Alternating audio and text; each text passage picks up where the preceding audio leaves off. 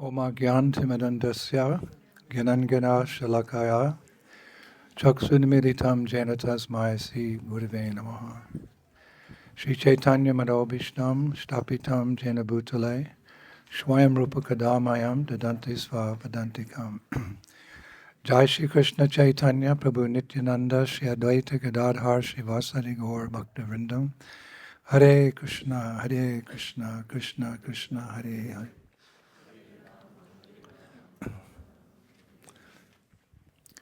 We're a little limited for time, so I'll keep it shorter than I had planned, which is not too short, but we savor these moments actually. As we've seen today, the relationship between the spiritual master and the disciple, although it's formal in essence, it's also very sweet and full of loving exchanges. The spiritual master is exceedingly happy to pass on what he has learned from his spiritual master. That's the meaning of Guru Parampara, beginning from the Adi Guru Krishna, who spoke to Brahma, who spoke to Narada, etc., etc., etc. The spiritual master's qualification, as Prabhupada often said, is, I have not made anything up. I've not left anything out. We just pass on that precious gift of Divya Gyan or transcendental knowledge. So I'm very happy to do that. And a disciple is very grateful for the example of his spiritual master and that knowledge the Guru gives. Because why? By listening very carefully and imbibing those instructions, not just listening for listening's sake, but listen for the purpose of applying that knowledge so that we can become purified of all our material desires, and we can, it seems like a long way off, but we can eventually go back home, back to Godhead. How grateful we are to our spiritual master. So this day is reserved for expressing that gratitude and that love, both by the student and by the Guru. Now it's my turn. As Prahlad said, I may cry too, I don't know, but... So we've all experienced how this process works. We see it today, that we're all experiencing spiritual emotion.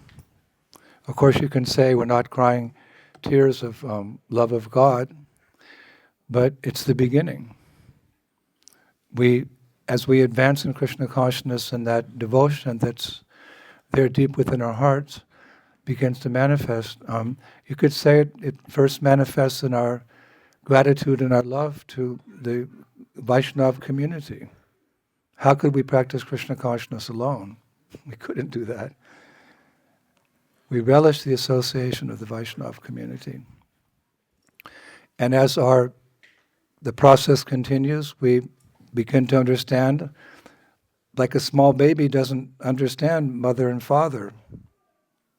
They're totally dependent upon mother and father, but they don't realize it yet. But as the baby grows up, it begins to see, I'm daddy's little girl. Or, I have my father. So in the same way as we advance in Krishna consciousness, we actually begin to appreciate Krishna's representative as he is, as that person who's extended his mercy to us. Like Rupa Goswami says in Padyavali, Dear Lord, I'm drowning in the fathomless whirlpool of material existence. O you who give shelter to the shelterless, please, just this one time, extend your hand to save me. So what does that mean? That Krishna's hand comes from Golok or Vaikuntha? No.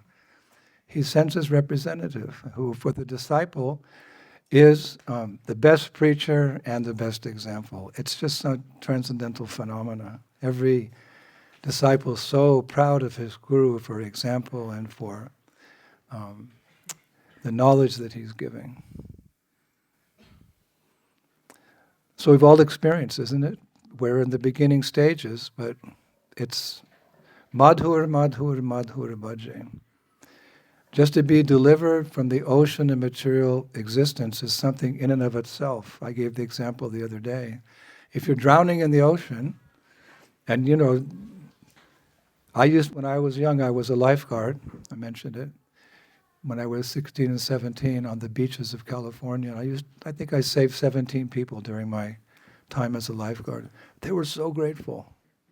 A couple of years ago, I actually received a letter from someone who found out that Brian Tibbetts became Indradyumna Swami. They wrote me a letter. You saved my life when I was 18. So in the same way, our first appreciation, as Rupa Goswami says in Bhakti Rasamrita Sindhu, is that we feel a relief from the suffering of material existence. And then comes the bhakti. If you're drowning and someone comes and pulls you 1 inch above the water, you're saved.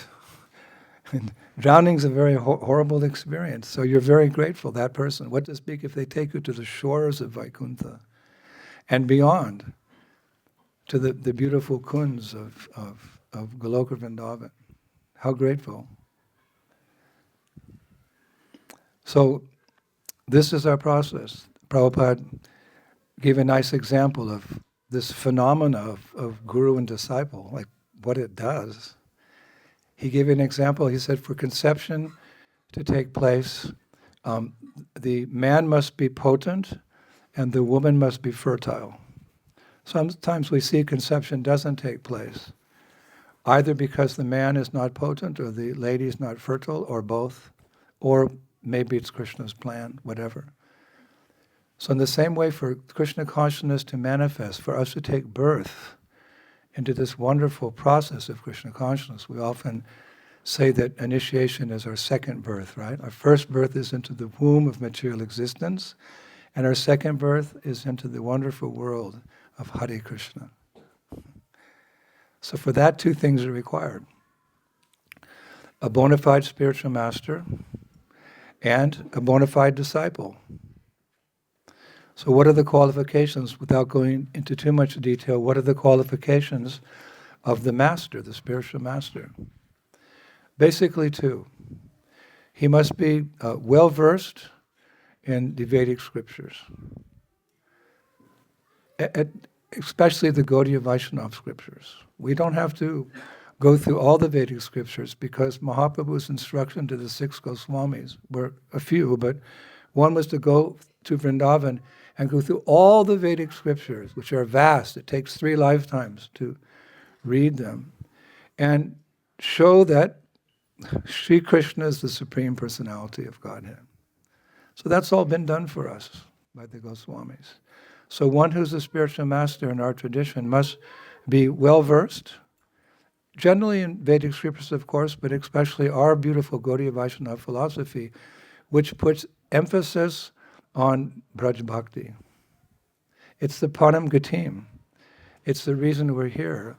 It's the ultimate love, which will give full satisfaction to the heart. This is a special gift of Chaitanya Mahaprabhu, as expressed by Rupa Goswami. Namo Mahabhadanaya Krishna Prem Padayate, Krishnaya Krishna Chaitanya Namde Gurtvishve Namaha.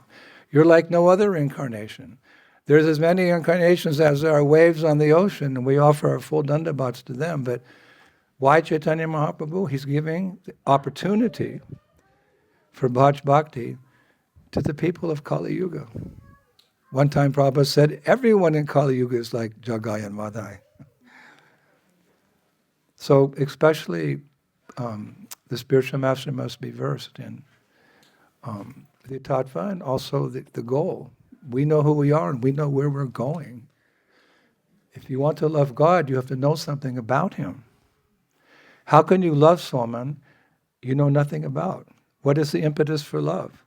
How he talks, how he walks, how he dresses, how he works, how she looks, how she talks, the details.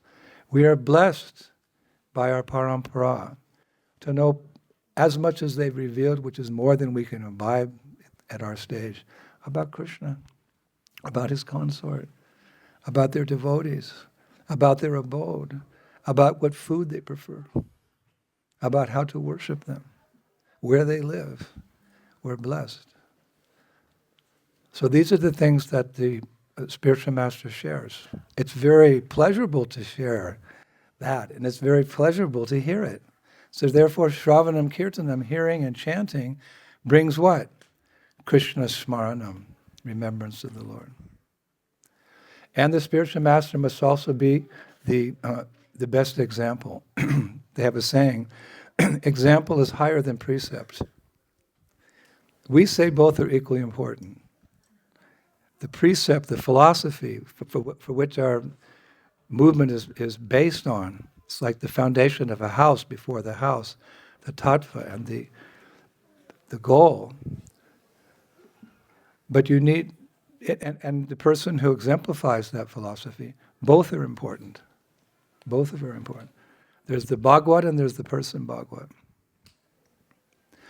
So if the spiritual master is a good example, and he knows the philosophy and he shares it, then he can be accepted as Krishna's representative. Now, what are the qualifications of the disciple? Because, again, it takes two. Well, it's like it was stated today, that as my dear godbrother and Shiksha Guru, His Divine Grace Tamal Krishna Goswami said, the most important qualification for a disciple is to have faith in the spiritual master. When he says something, it's not to be debated. Because sometimes Krishna consciousness, what we say, is really far out. One time Malati, my god sister, she said to Prabhupada, very beginning of the movement, Swamiji, is it true that God, the creator, the maintainer, and destroyer of everything that be, is a cowherd boy? That he plays a flute, and he's bluish black like a monsoon cloud, and he wrestles with his friends in the sands of the banks of the Jamuna, and he dances with his girlfriends in the autumn moon.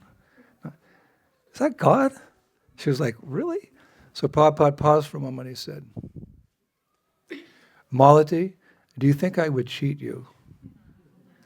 And Malati turned red and, Prabhupada, you would not cheat. So what we have to learn is far beyond our limited mind and imperfect senses to comprehend.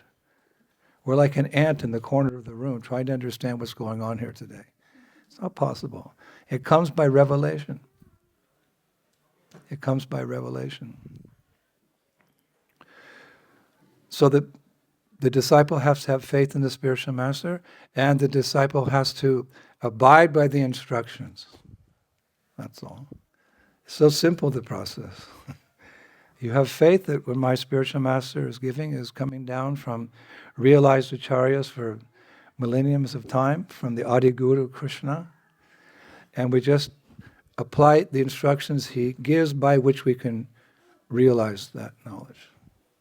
And there's not so many. I mean, Prabhupada, Lord Chaitanya is more merciful than Krishna, and I would say Prabhupada is more merciful than Lord Chaitanya in the sense that he's made Krishna consciousness applicable for the year 2023. You have a morning program, as best you can. Most important, you complete your promise, 16 rounds every day. Avoid sinful activity. Honor prasadam. Don't just think there's some good food here to eat. This is mercy. Let me take it in a mood of reverence. These are simple instructions. Ekadasi. Okay, no grains today. We'll all make it through. I can even make it through Pandava Nirjal Ekadasi once a year.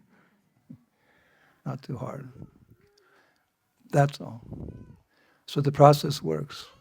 So personally, as for myself, I strive to be a good example for my students by being fully engaged in traveling around the world and helping to establish the movement. And for the past few years, I've tried to imbibe the philosophy, maybe a little late, but better late than never. I was always speaking, of course, but again, we have to go. We've been given the opportunity to understand Krishna in every way. When Prabhupada, in the introduction of the foreword, I forget to Krishna book, Prabhupada's in Krishna books, Krishna stories, it's the summary study of the 10th canto. Prabhupada says that this Krishna book will give solace to my disciples, meaning his followers, when they reach the stage of feeling separation from Krishna. He says that. Krishna book. I was distributing Krishna books in the favelas of, Brazil and the townships of South Africa and the ghettos of America. Prabhupada has given us everything in proper doses. Krishna book will give us solace when we feel vipralambha bhav, we feel separation not from something in this world, but from the Supreme Lord, our original natural loving relationship with Krishna. So what happened was, realistically, I traveled trying to set a good example for 52 years. I collected all the books, but I put them on the bookshelf. Prabhupada said, not only should we distribute the books, we should read the books. If you read the books, you become so encouraged to distribute them. It's scientific formula. So all the books that came out from, Rasa Bihari Lal, written by godbrothers and so forth, and most important, Srila Prabhupada's books. Through all those 52 years, I think I traveled with one book. Prahlad will confirm that. My little black shloka books, I think Rohini Nandana, my dear godbrother, compiled ages ago. And one time, me and Sri Prahlad, we sat down. Kartamashi, water here. We sat down and we compiled a table with water. We compiled a little booklet of all the stories we knew that we could share, that we could share. Because at that time, we didn't know so much, so that was our armory, so to speak. But at the beginning of the pandemic, I don't even like to say the word, it's like a bad word, swear word. Beginning of the pandemic, I was traveling, and the pandemic broke and I was in Braj. I was in Vrindavan, in a small little apartment. And, the pandemic came and the Indian government was deciding to close the borders for obvious reasons. So I'm thinking, I got to get out of here. Where am I going to go? I'll go to America. I'll go to Mauritius. I'll go to South Africa. I'll go to China. And I got the word, borders are closed. It's almost like Radharani slammed the door in my face. Here, watch out. Do it properly. The door, you couldn't go anywhere. So here I am in this 8x8 apartment room, having been on the road for 52 years, and I can't go anywhere. So I always try to see what's the lesson in anything that happens in my life, good, bad, or ugly. There's some, Krishna's trying to teach some lessons. So I'm sitting there thinking, and I looked up, and there's all the books. Do the math, Swami. So I started reading. And I read, and I read, and I read, and I read. And the result of that is I wanted to share, because what Prabhupada has given us, what our acharyas have given us is so amazing. Can deliver us from the gutter of material existence, the spiritual world, it was said by one disciple, where every step is a dance, every word is a song, and there's a festival every day. So I was reading.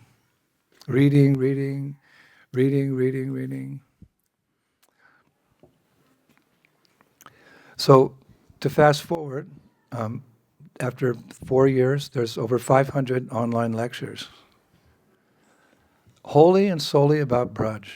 Because in the 52 years, it was mostly, you're not this body, spirit, soul, karma, reincarnation. Fine, that's essential.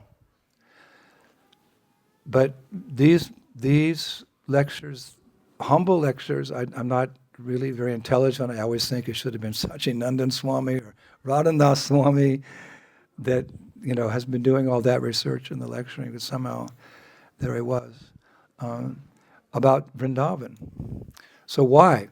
Why 500 lectures about Vrindavan's forests, about Vrindavan's personalities, about the stimuli for developing ecstatic love? That's deep, but that's a chapter of Nectar Devotion. And everything I say, I check it in Nectar Devotion, or I check with the GBC Shastri Committee, just to make sure that I'm on course. Why Vrindavan? Because amidst our many different activities, routine activities and devotional activities, we can't lose sight of the goal. Like you're lost in a jungle and you're getting out. Okay, you're moving here, but the goal is to get out of the jungle and go home. So as an impetus, because sometimes going through a jungle can be difficult, you have to keep your home in mind. So what's our home? Braj. The followers of Sri Chaitanya Mahaprabhu, it's generally understood that they're desiring some seva in Goloka Vrindavan. Although we see, even in Chaitanya Charitamrita, some of the immediate followers of Chaitanya Mahaprabhu, like they were Ram Bhaktas or Varaha Bhaktas. Krishna likes, variety is the spice of life. There's so many wonderful, loving relationships he desires and we desire. But generally the followers of Chaitanya Mahaprabhu, who again introduced the glories of Vrindavan, we want to go to that part of the spiritual world. So I'm thinking, if I just keep giving lectures about Vrindavan, it's like reminding you, reminding me, reminding the world of this golden opportunity we have to go back to Sri Vrindavan Dham. We can't lose sight of that goal. Therefore the Guru is always reminding us, like a little child. My mother used to say, "How many times have I told you, Brian?" How many? Because the nature of a child is forgetfulness. So our nature as conditioned souls is forgetfulness. We've forgotten who we are. We've forgotten who is Krishna. We've forgotten devotional service. We're so covered. And as little children, we're still infants. I'm still an infant, but I'm sharing what I've learned from Prabhupada. We're infants. We have to be reminded again, why are we here? We're here to go home, to the goal. We can't get distracted. It's so easy to get distracted. One of my godbrothers, I know many years ago, he was driving to Italy in a van full of books. And he was really determined to get the books there on time for the marathon. And as he's driving, a fly comes into the car and a bzzz on his head. Bzzz on the window, bzzz like this. And he's finally, and he got distracted. And his car rolled over and all the books spilled out, and it took days to mop it up and get the books to Italy. So Maya Devi, we've spoken many times, she has many tricks up her sleeve, a long sleeve, there's a short sleeve, she's got a long sleeve. We have to be careful not to be distracted. Like in the Mahabharata. In the Mahabharata, we hear how the 5 Pandava brothers, they came together in a competition with many other warriors to get the hand of Draupadi. And it was a competition that who could ever, well, I'll tell you what the goal was, but many warriors had come together because she was very beautiful. And, of course, the transcendental personalities, so the Pandavas came. But they came disguised as Brahmins because they were living in the forest incognito. So what happened was a wooden fish was tied on top of a very high tree. Below was a body of water. So all the warriors who came to get Draupadi's hand as their wife, including the 5 Pandavas, the idea was that you had to shoot the eye of the wooden fish. But you couldn't look up and go like that. You had to look into the water and see through see the fish in the reflection. So you were like this, right? How hard is that? There's a reflection. You're trying to aim your arrow like that. So all the warriors came and they couldn't do it. Of course, Draupadi wasn't to be married by some demon. So then Dronacharya, who was overseeing this competition, he called Yudhishthir to come. Yudhishthir. So Yudhishthir was ready. He was like this, with his bows up there, his arrows like that. He's looking. So Dronacharya said, Yudhishthir, what do you see?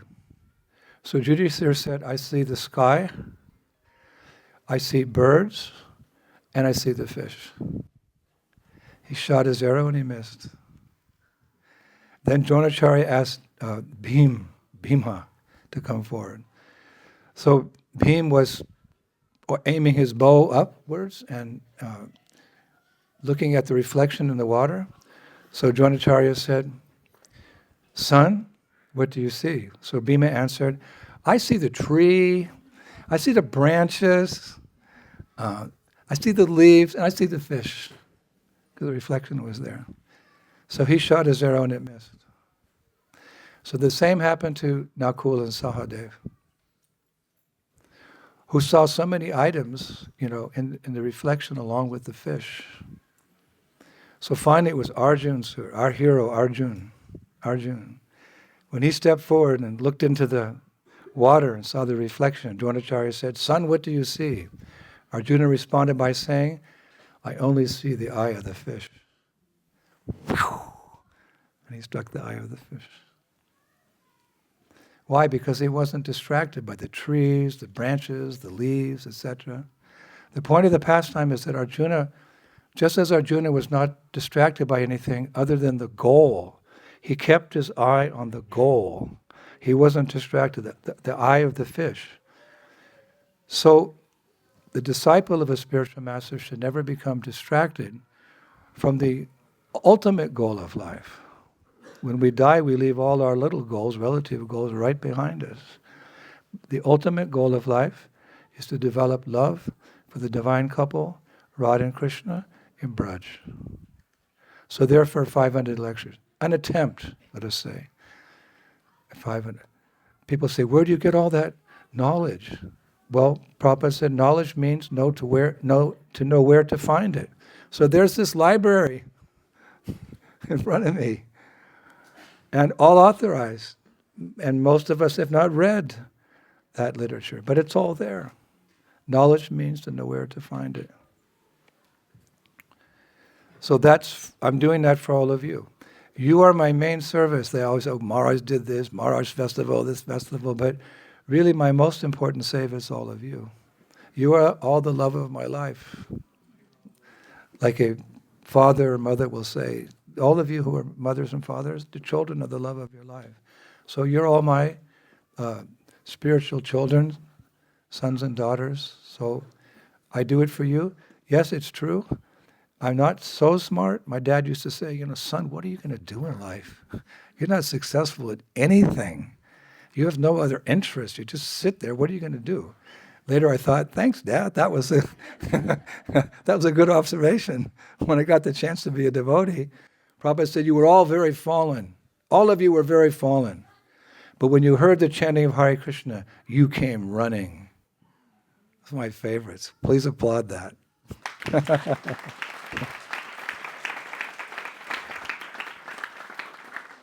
So I'm trying my best at to be that example and that to share that knowledge so that you don't get distracted. The fly doesn't come on the van, rolls over and you lose the books. Bhagavad Gita 2:41. Those who are on this path are resolute in purpose, and their aim is one.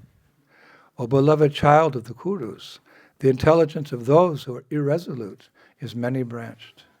And therefore, I chose that theme, the glories of Vrindavan. I think that's the name of the website. My disciple, Shamala Kishori, she took all those lectures and categorized them and made a website, Glories of Vrindavan. And I'm trying to become a perfect spiritual master, and therefore my disciples, they should try to become perfect disciples. Of course, that takes time and patience is required. But we should make the effort every day.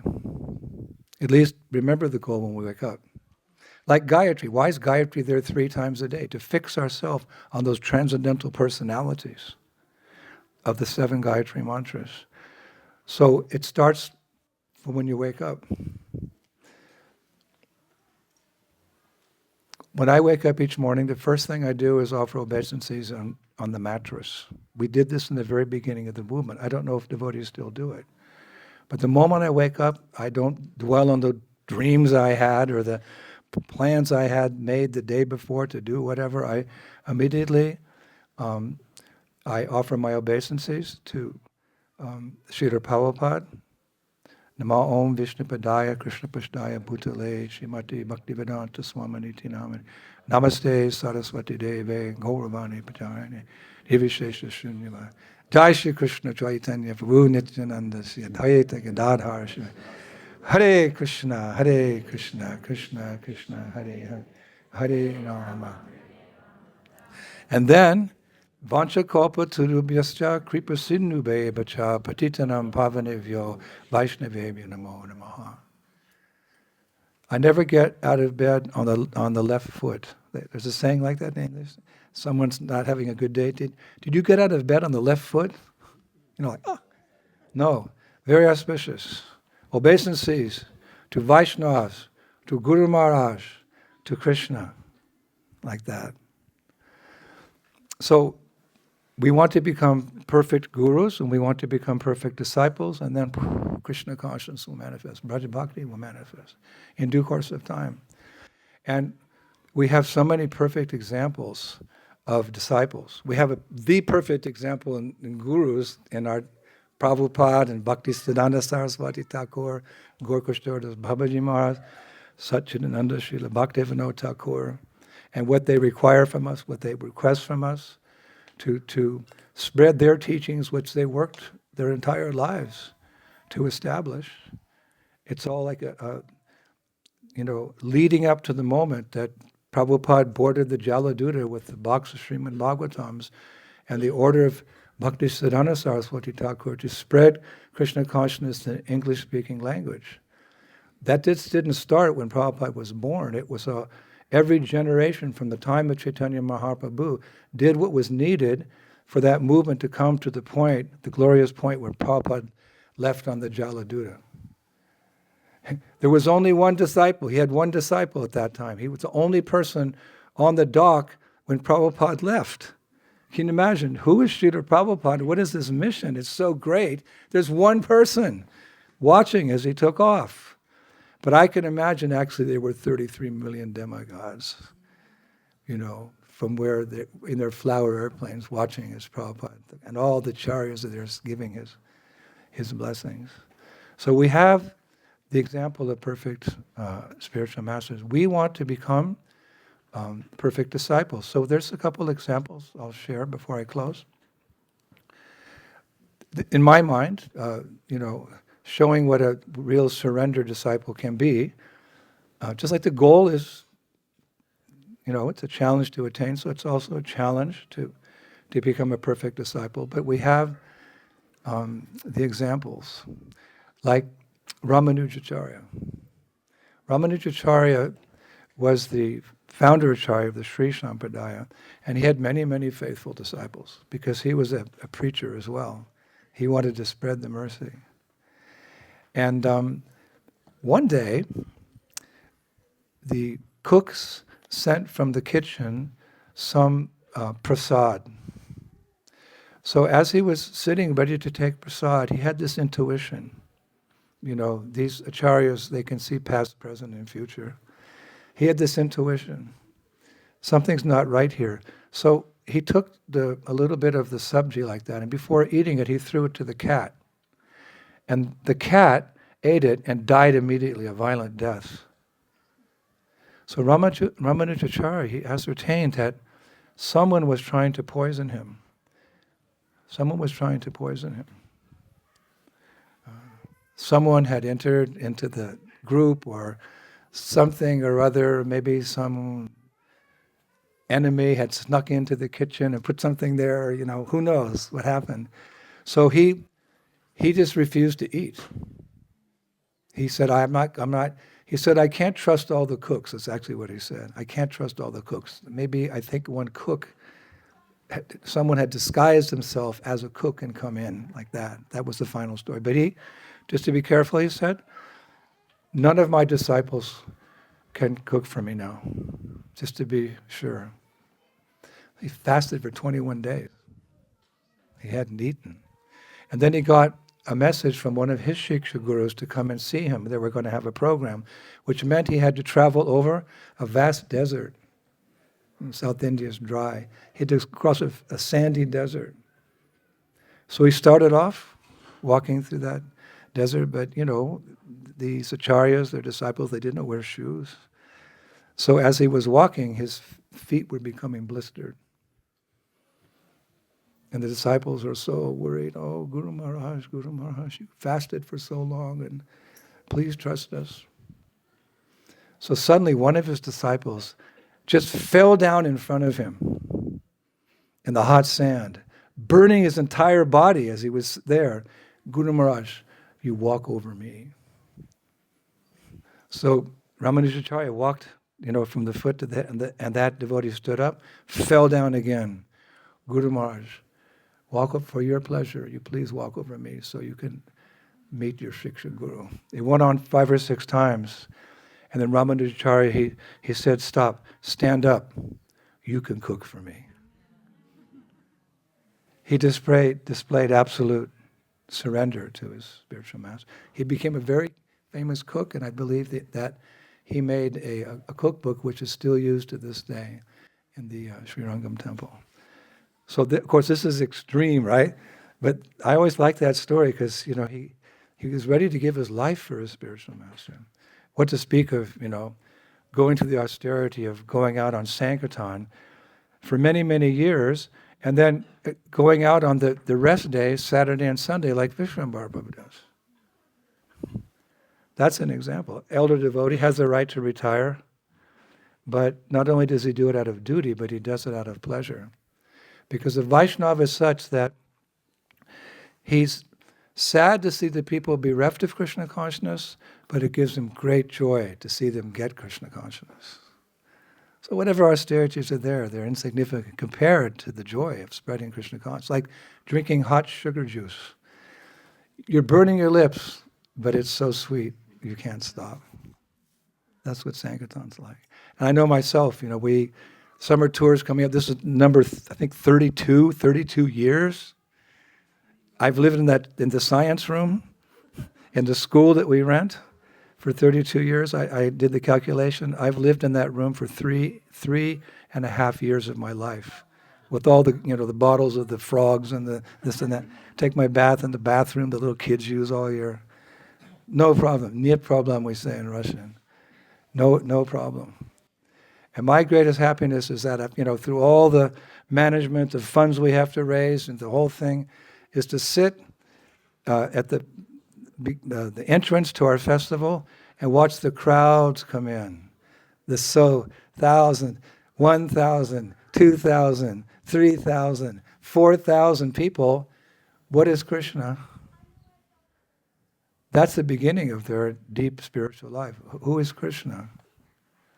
And then to see them chant and dance in the kirtan by the hundreds, and then to sit at the same exit and watch them leave. All the ladies dressed in saris, gopi dots. Some of them put on kanti mala. All the little kids with all the little things you can buy in the shops, saying, Mommy, can we come back tomorrow? It's a 3-day festival. And the men, with their Bhagavad Gitas in their hands. 25, 35, 40, 50. Perfection. So, what if we became pure devotees? What could we do? What one pure devotee, Srila Prabhupada, did, what if we became really serious and we sat down and we chanted with full concentration in a proper mood every morning? Hare Krishna, Krishna Krishna, Hare Hare, Hare Rama, Hare Rama. Give me service, give me service, give me service. Here's your book bag, get out there. Or cook for those devotees. Or organize, or make plans, or have children. have generals, 5-star generals who will carry on the movement. Everyone has something they can do, but we should do it in this mood, service to Guru and Gauranga. In his commentaries to the Chaitanya Shikshamrita, Srila Bhakti Siddhanta Saraswati has written, the only duty of a Gaudiya Vaishnava devotee is to develop attachment for chanting the holy names and distributing those holy names. So that's Krishna consciousness in summary. Eloquence is truth spoken concisely. We're all Sankirtan devotees in our own way. And when the Sankirtan spirit dries up in our movement, the movement will be nothing to be so much glorified. Mahaprabhu came to share, Prabhupada came to share. In our own ways, many hands make small work.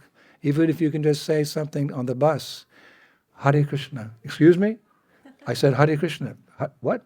Hare Krishna. Your day's successful. Then there's a story of one time the Parikrama party of Srila Bhakti Siddhanta Saraswati Thakur was attacked. Actually, can you imagine? Srila Bhakti Siddhanta Saraswati Thakur, the lion guru, he was taking 50,000 disciples on Parikrama around Vrindavan. I take 400, I can hardly manage it. 50,000, they had big encampments and so forth. So some smarta Brahmins became jealous, and one time when Srila Bhakti, he was very tall, Bhakti Siddhanta Saraswati was walking with some of his senior disciples in front of this great contingent. There were some smarta Brahmins who started throwing big rocks very hard at Bhakti Siddhanta Saraswati Thakur and his leading disciples. I mean, one time myself and Sri Prahlad and our festival tour, we were in Manipur, and Prahlad was leading, he had that band, Village of Peace, and the young people in Manipur, they loved it, but we got to a certain village, I don't know what it was. Prahlad was singing, and all of a sudden they started throwing rocks at us. We had to run from the stage, and the army came in some kind of vehicles and drove us out of town. So it happens sometimes. So this time, Bhakti Siddhanta Saraswati Thakur had to run into a home there. And then all the Brahmins were throwing, smarta Brahmins throwing rocks. So one disciple said, Guru Maharaj, you give me your clothes and I'll give you my clothes. And I'll wear your spectacles. Spectacles were a luxury in those days. So, if someone had spectacles, it meant they were very respectful. So Bhakti Siddhanta Saraswati, that's very dangerous. Guru Maharaj, give me your spectacles, give me your sannyas clothes. You wear my brahmachari clothes, and I'll run out. So Bhakti Siddhanta Saraswati Thakur agreed. So as the rocks were flying, that devotee, brahmachari, opened the door. Haribo! And he just started running. And he ran so fast, they couldn't keep up with him. And later on, one of them commented, Srila Bhakti Siddhanta Saraswati can run very fast.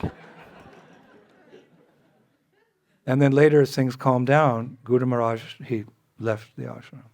So I think of sacrifices like that. I always think, I'd like to be with Prabhupada and make a sacrifice like that so he could see how much I love him and gratitude to him and how much I want to serve his order.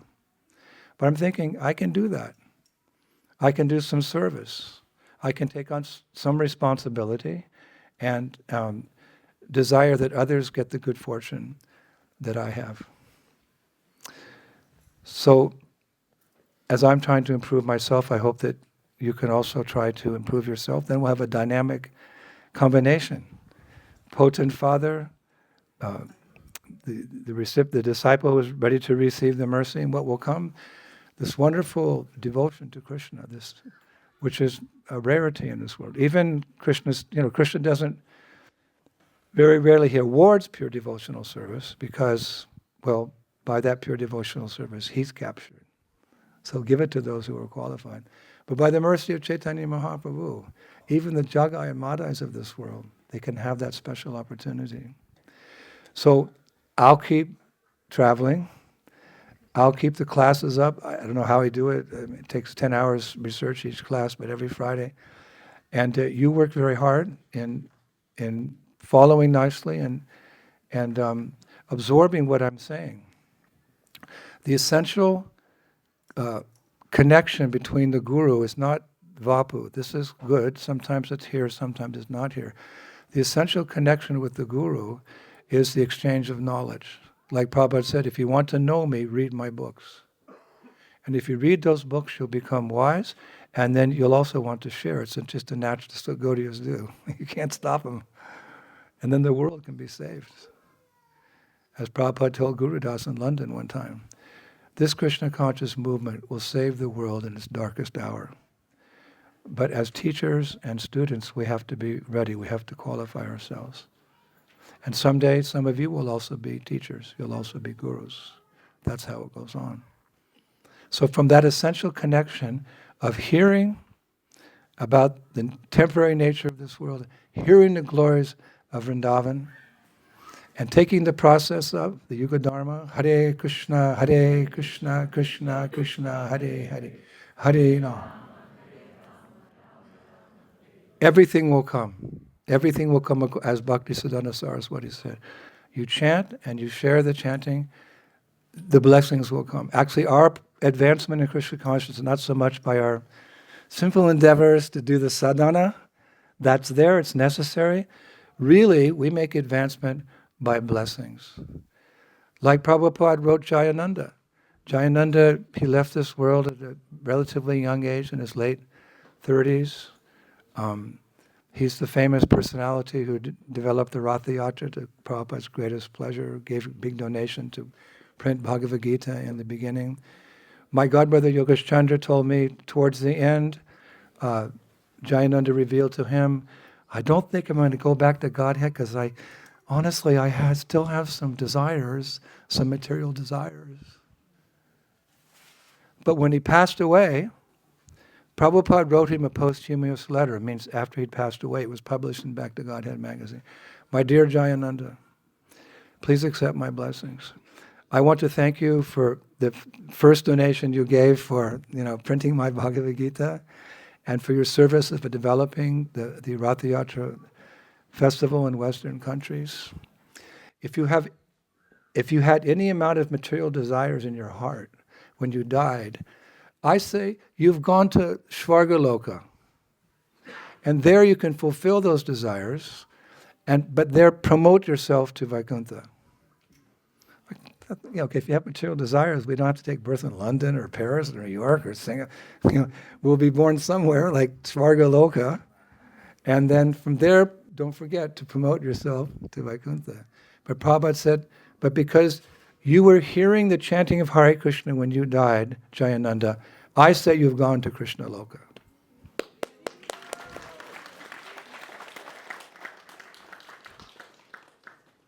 He's ISKCON's first saint, and his saintlyhood and should be observed, I think it's a day or 2 days before the Shringadev's appearance day. So it's possible.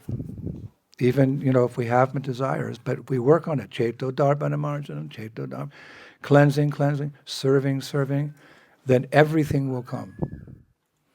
As stated in Brihat Bhagavatamritam, Part 2, Chapter 1, Text 6. One of my favorite verses, I'll close with this verse just to show that if we're loyal disciples, even we're just beginners, if we stick to the process, everything will come.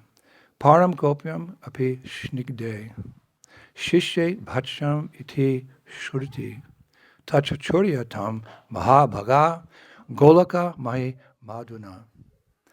The Vedas say that to a loyal disciple, one may speak the confidential secret. Therefore, O most fortunate one, now please hear the glories of Goloka. Hare Krishna, thank you very much.